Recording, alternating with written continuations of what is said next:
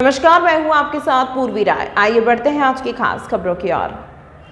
संस्कृति रक्षक मंच द्वारा बजरंग द्वारा मोहन नगर माता मंदिर चौराहा पर सैकड़ों युवाओं, महिलाओं और नन्हे बच्चों की उपस्थिति में पाकिस्तान के झंडे को प्रतीकात्मक रूप से सड़क पर लगाकर उसे पैरों से रौंदकर प्रदर्शन किया गया। देश में पाकिस्तान के आतंकवादी गतिविधियों के चलते एवं पहलगाम में पर्यटकों पर हमला कर 26 निर्दोष लोगों की जान लेने के बाद पूरे देश में जबरदस्त आक्रोश है, जिसे लेकर पूरे देश में जगह जगह प्रदर्शन किए जा रहे हैं। वहीं देश का युवा पाकिस्तान से दो हाथ करने को तैयार है। प्रदर्शन के इसी क्रम में मंगलवार को उज्जैन के बजरंग द्वार मोहन नगर माता मंदिर चौराहा पर संस्कृति रक्षक मंच द्वारा सैकड़ों युवाओं, महिलाओं और नन्हे बच्चों की उपस्थिति में पाकिस्तान के झंडे को प्रतीकात्मक रूप से सड़क पर लगाकर उसे पैरों से रौंदकर प्रदर्शन किया गया। प्रदर्शन में उपस्थित भाजपा पार्षद शिवेंद्र तिवारी ने बताया कि हमारे द्वारा यह प्रदर्शन कर पहलगाम की घटना पर आक्रोश व्यक्त किया गया है और यह संदेश दिया गया है कि भारत सरकार जिस दिन चाहेगी उस दिन देश का बच्चा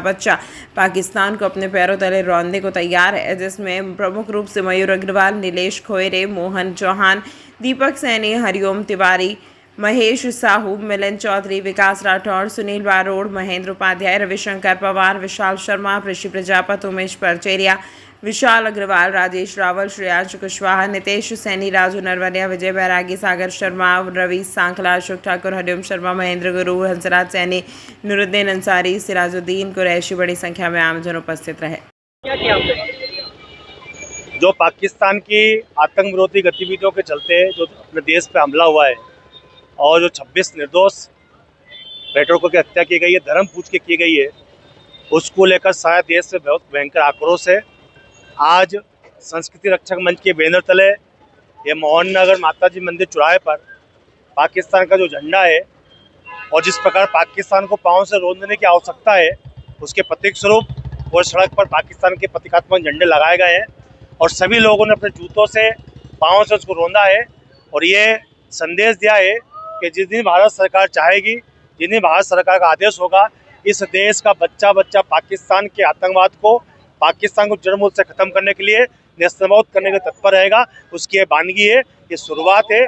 जब भी अवसर आएगा तो दुनिया देखेगी कि किस प्रकार से आतंकवाद को कुचला जा सकता है। नरेंद्र मोदी के नेतृत्व में ये काम होगा और आज इसकी हमने वानगी की है। निजातपुरा मनकामनेश्वर महादेव मंदिर प्रांगण स्थित दक्षिण मुखी संकट मोचन हनुमान मंदिर पर पहलगांव में आतंकी हमले में मारे गए लोगों की आत्मा की शांति के लिए किया गया हवन पूजन कर महाआरती की गई। मंदिर पुजारी पंडित रवि शुक्ला ने बताया कि हाल ही में हुए आतंकी हमले में जिन लोगों का निधन हुआ है, उनकी आत्म शांति के लिए एवं पाकिस्तान को उसकी असली जगह दिखने को जो भी उस हमले के लिए जवाबदार है, उन्हें सजा मिले। इसलिए आज सभी भक्तों ने हवन पूजन महाआरती के बाद हनुमान चालीसा का पाठ किया। आज हवन पूजन करा किस प्रकार का, किस उद्देश्य है? अभी जो पहलगाम में आतंकी हमला हुआ है और उसमें जो हमारे भारतीय लोग जो मारे गए हैं, उनकी आत्म शांति के लिए आज सभी भक्तों के द्वारा हवन पूजन किया गया। भगवान हनुमान जी महाराज की महाआरती की गई और हवन पूजन के साथ साथ हमने आज सभी भक्तों ने मिलकर के सभी जो लोग शांत हुए हैं उनकी आत्म कल्याण के लिए, आत्मा का उनके उद्धार के लिए हम सब ने मिलकर के हनुमान चालीसा का पाठ किया है, जिससे कि उनकी आत्मा को शांति हो और हमारे देश में जो सब गलत गतिविधियां जो चल रही है, आतंकी गतिविधियां, ये सब समाप्त हो और जिन्होंने भी ऐसा कृत्य किया है उनको उचित दंड प्राप्त हो। पंडित रविशंकर शुक्ला।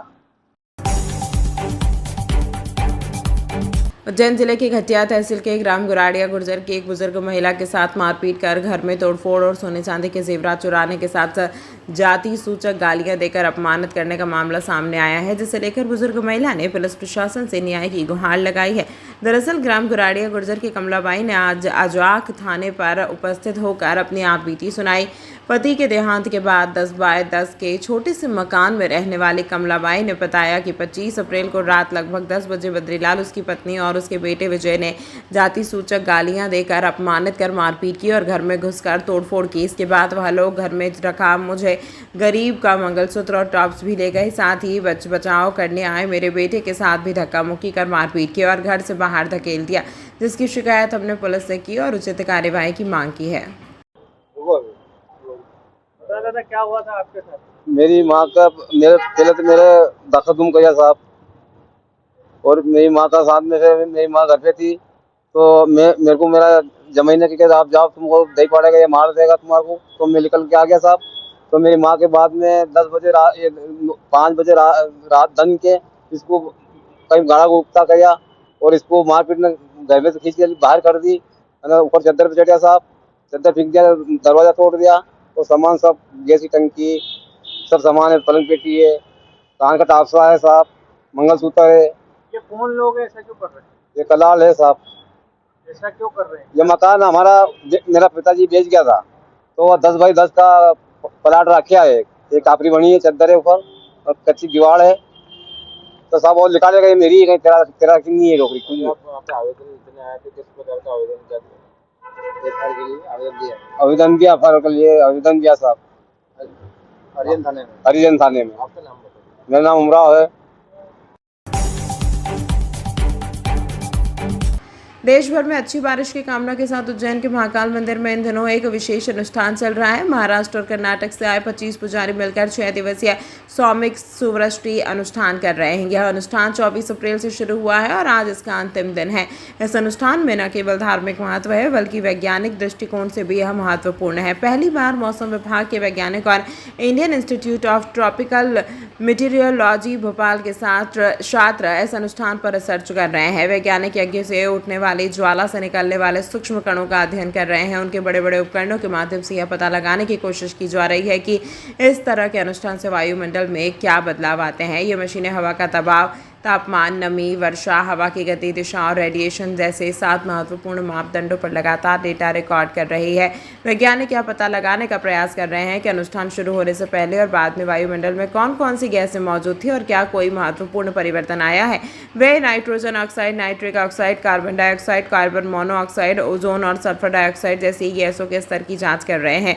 इसके साथ ही पार्टिकुलेट मैटर 2.5 और 10 के स्तर की जानकारी की प्राप्त की जा रही है। यहाँ हमने ऑटोमेटिक वेदर स्टेशंस लगाए हुए हैं, जो वेदर का ऑब्जर्वेशन जो है वो बहुत महत्वपूर्ण हो जाता है इस यज्ञ के दौरान। इसमें ऑटोमेटिक वेदर स्टेशन से हम temperature, humidity, wind direction, wind speed, radiation measurements, incoming solar radiation, atmospheric pressure, rainfall, ये सारी की जानकारी एक वेदर स्टेशन से हम ले रहे हैं। इसके अलावा भी हम एक गुब्बारे के द्वारा इसको रेडियो साउंड्स और रेडियो विंड RSRW इंस्ट्रूमेंट बोलते हैं, जो कि 500 मीटर तक ऊपर ये बलून ऊपर जाता है और उसके साथ भी ये सेंसर साथ साथ चलते हैं और ये सेंसर हमें टेम्परेचर, ह्यूमिडिटी और एटमॉस्फेरिक प्रेशर की जानकारी वो 500 मीटर तक देते हैं। 500 मीटर स्थिर होने के बाद वह हम 10 मिनट का ऑब्जर्वेशन लेते हैं और उसको हम नीचे नीचे करके ले आते हैं और ऐसा ही ऑब्जर्वेशन एक सवेरे और एक शाम को दो दफ़ा ये ऑब्जर्वेशन हम लेते हैं।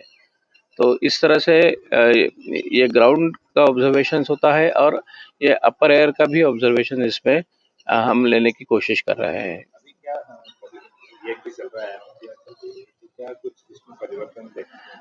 अभी तक तो अभी डाटा हमने एनालाइज नहीं किया है, डाटा अभी कैप्चर हो रहा है। तो जब ये पूरे 5 दिन का डाटा कैप्चर होगा उसके बाद उसका डाटा एनालिसिस शुरू होगा। पता भी चल सकता है कि कितनी बारिश होगी। बारिश का तो अनुमान खैर अभी कुछ नहीं लगा सकते हैं बारिश। इस अंक में फिलहाल इतना ही। अगले अंक में फिर मुलाकात होगी, तब तक के लिए नमस्कार।